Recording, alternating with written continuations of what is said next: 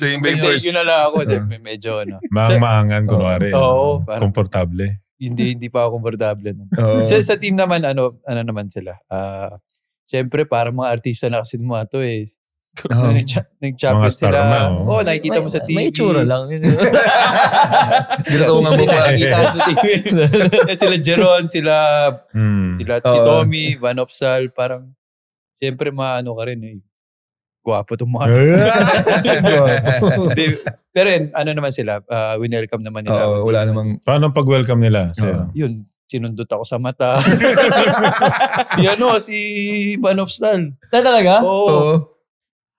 Pagkat niya sa mata? Oo, ginanon niya ako. Ako hindi, ikaw yung kong target ko nun, si Kulot eh.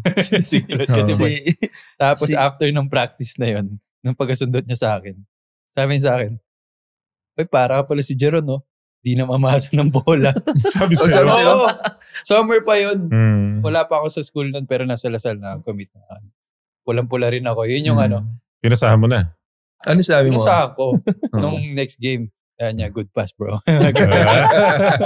Nasushoot naman niya? Ha? Shoot. Kasi Kasi pag di niya ma-shoot, di mo na papasahan. Ha?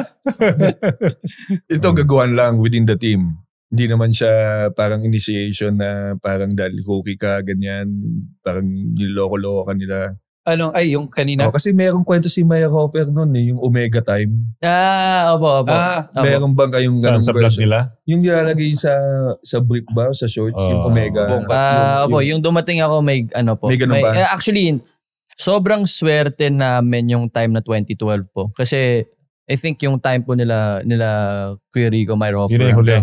Hanggang 2011 po ata 2010, tuloy-tuloy yung tradisyon na yun eh.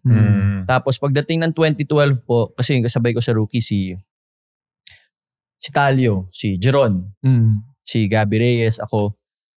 Ang head coach po namin si Coach G. Abanilla. Opo, takot na takot kami nun kasi nasa team building kami. Yun na nga daw yung initiation.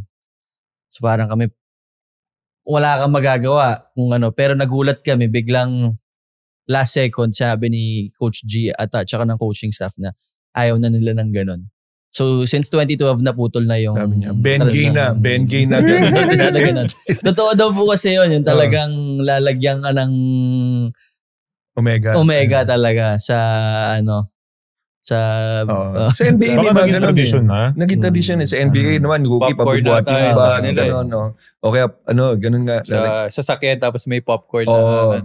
So meron siyang parang prank na ginagawa sa marami pong initiation yung yung time namin na kumbaga pass on lang yung ever since yun talaga yung ginagawa. Pero yung na-break lang po talaga yung Omega.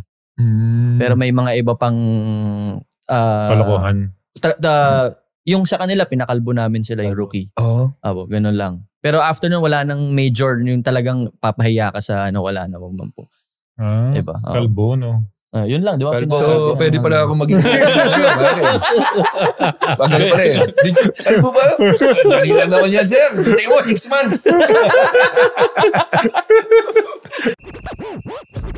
Thank you for watching Balyahan with GB and RDO, powered by Sports Plus, the official gaming partner of the Philippine Olympic Committee. Kung nagustuhan mo ang napanood mo, here's some more videos. Huwag mo rin kalimutang mag-like, comment at subscribe para lagi kang first dibs sa bagong videos ng Balyahan.